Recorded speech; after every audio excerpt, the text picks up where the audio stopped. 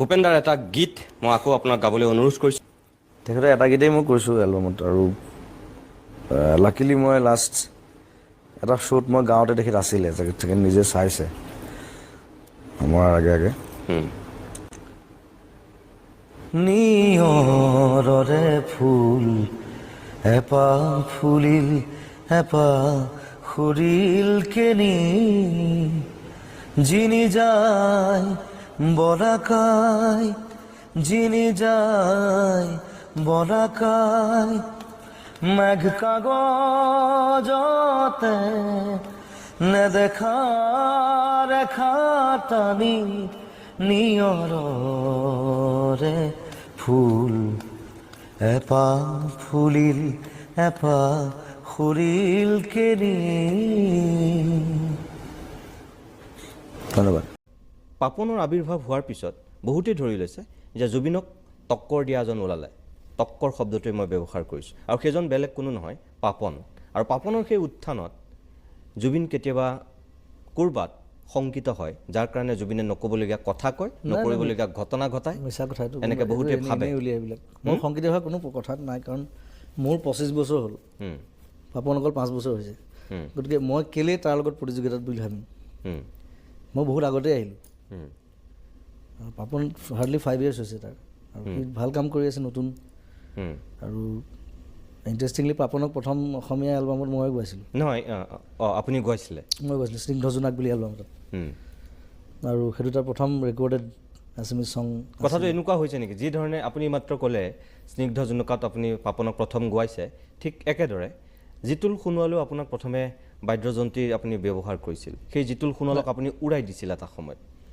জিতুলদাই মোক তেনেকৈ পাপনে আপোনাক উৰাই দিছে এতিয়া? জিতুলদাৰ লগত মই কীবৰ্ড বজাইছিলোঁ। মোক উৰাই দিব নোৱাৰে, এইটো লাভ নাই। ৰজা এটাই থাকে, মন্ত্ৰী ধেৰ থাকে। আৰু পাপন আমি খুব ভাল বন্ধু, এতিয়াও আমি আড্ডা মাৰোঁ। সেইটো নাজানো, এইটো সময়ে ক'ব, মোক সময়ে লৈ গৈছে আগুৱাই, আৰু মই সময়ক আটাইতকৈ ভয় কৰোঁ। ঘড়ীটো ঘড়ী নিপিন্ধিছিলোঁ, আজিকালি পিন্ধা হ'লোঁ মই মিছন চাইনাৰ পিছত। চ' সেয়াই আৰু বাকী মোৰ একো ভয় নাই, পৃথিৱীৰ কোনো ভয়ে নাই। মই 18,000 ফুট ওপৰৰ পৰা জাপ মৰা মানুহ ফ্লাইটৰ পৰা, মোৰ ভয় সংশয় একোৱেই নাই। কিন্তু সময়টোক ভয় কৰোঁ। সময়ে মানে এনেকুৱা ধৰণে দিয়ে গ'লটো, এইটো মানে দিগদাৰ আছে এইটো, আৰু সময়ক ৰাখিব নোৱাৰোঁ নহয়, প্ৰব্লেমটো সেইটো। এই 1 ছেকেণ্ড যে গৈ আছে, আমি কথা পাতি আছোঁ, সেইটো কাৰণ আমি ৰাখিব নোৱাৰোঁ।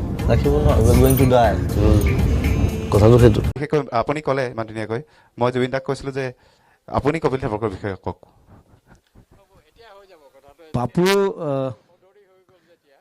পাপুৰ কথা ক'বলৈ বিশেষ একো নাই, কাৰণ পাপুৱে মোক জন্ম দিছে, আৰু গোটেই মোৰ জীৱন যাত্ৰাটোত মই জুবিন গাৰ্গ হোৱালৈকে মোক ঠেলি দিয়া মানুহটো হৈছে পাপু আৰু মা, অভিয়াছলি মাও আছিলে।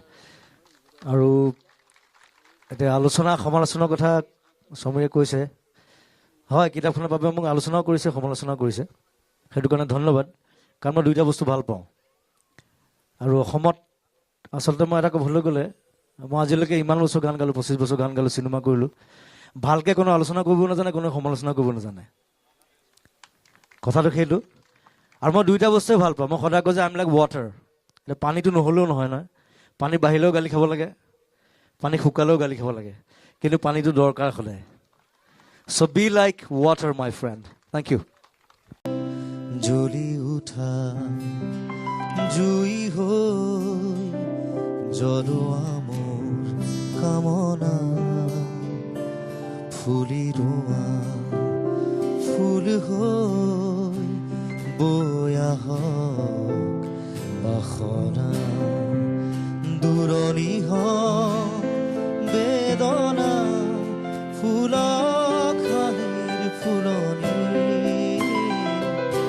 কুঁৱলী হওক চেতনা, জৰক প্ৰেমৰ অগনি, জ্বলি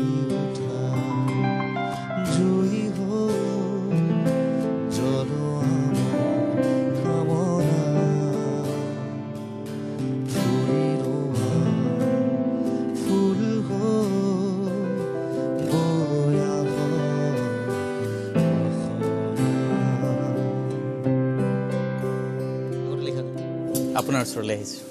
যেতিয়া এজন লেখকে এখন কিতাপ কাৰোবাৰ নামত উৎসৰ্গা কৰে, সেইজন মানুহ গৌৰৱত উঠলি উঠে। আপোনাৰ কাৰণে এই গীতটো লিখিছে।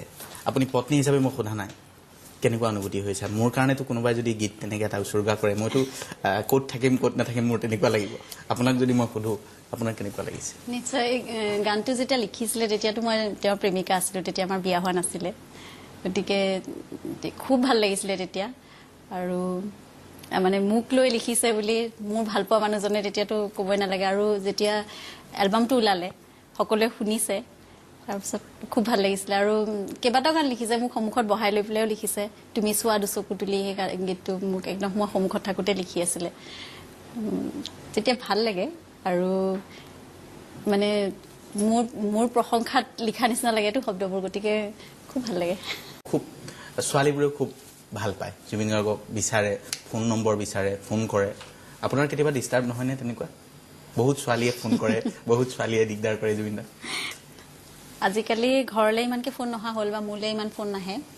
আগতেতো ঘৰত যথেষ্ট মই গালি খাইছোঁ আৰু গালি খাইছোঁ মানে বহুত বেয়াকৈও গালি পাৰিছে মোক। বিয়া হোৱাৰ পিছততো মই আপুনি কিয় বিয়া হ'ল সেই ধৰণৰ গালি পাৰিছে নেকি? অঁ, বহুত গালি পাৰিছে মোক, থ্ৰেটনিঙো দিছে মানে আৰু বেয়া বেয়া চিঠিও বহুত দিছে মোক। তাৰপিছত আৰু মাজতে মোৰ খুব দুখ লাগিছিলে মানে মোৰ বিয়াৰ পিছতে এনেকুৱা কিছুমান চিঠি আহিছিলে যে আমাৰ বিয়াৰ আগে আগে জংকী ঢুকাইছিলে। তাৰপিছত সেই কথাবোৰ মানে মোক খুব গালি পাৰে, তই আহিলি কাৰণে তোৰ কাৰণে মানে জুবিনৰ জীৱনলৈ বেয়া দিনবোৰ আহিছে। তেতিয়া খুব বেয়াও লাগিছিলে, কিন্তু জুবিন আৰু দেউতাই মানে মোক বুজাইছিলে তেতিয়া এইবোৰ অদৰকাৰী কথা, এনেকুৱা কথাবোৰ মন নিদিবা কেতিয়াও। আৰু এতিয়া তাৰপিছতো যথেষ্টখিনি মই পাইছোঁ, মানে গালি গালাজ শুনিছোঁ বা এনেকুৱা কেতিয়াবা মোৰ খং উঠা পৰিস্থিতিলৈ আহিছে। কিন্তু এতিয়া এনেকুৱা ডিষ্টাৰ্বেঞ্চ নহয় আৰু এতিয়া বুজি পাওঁ ভাল পায় কাৰণে সেইটো কৰে। লগ পাব বিচাৰে, চুই চাব বিচাৰে।